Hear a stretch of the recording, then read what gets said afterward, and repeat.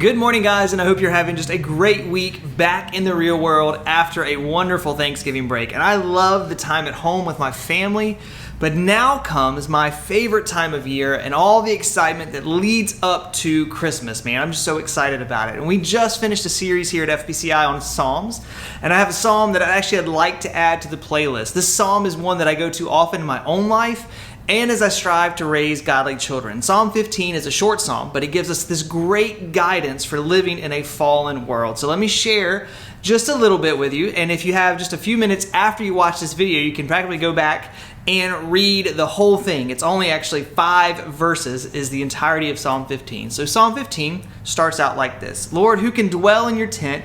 Who can live on your holy mountain? The one who lives blamelessly, practices righteousness, and acknowledges the truth in his heart, who does not slander with his tongue, who does not harm his friend or discredit his neighbor, who despises the one rejected by the Lord, but honors those who fear the Lord, who keeps his word, whatever the cost. And that was actually all but the last verse, and that's how short Psalm 15 is. But in it, and there are some major life application points, and I want to share those with you. David opens with a question of who can be in God's presence, right? Those who live out the model of Jesus, blameless, righteous, and truthful. Now, of course, that is a tall order for us as fallen creatures, and God doesn't expect perfection from us, but he does delight in our effort to live out the model of Jesus in our lives. The next part is where it gets really practical. To dwell in God's presence, we have to watch our tongue, right? Especially in how we deal with other people. We can't slander or lie about others with our tongue and expect a close relationship with God. We shouldn't let our words harm our friends either. David uses the term neighbor here to have kind of a broad application. We should be mindful of the impact of our words or our others' words that we let come out through our own mouths.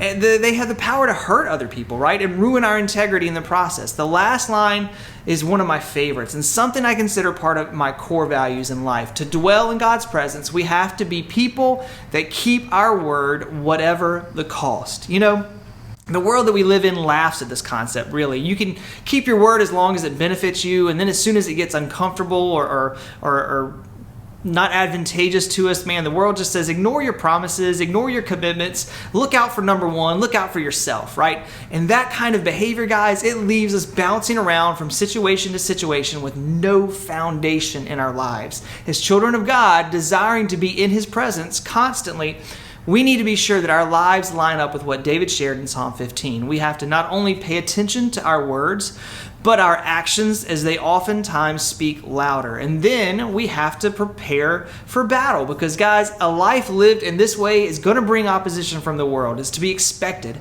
And those people in the world are going to have issues with us. So don't let their threats, their lies, or anything shake you, guys. Know that God is pleased when you live with integrity.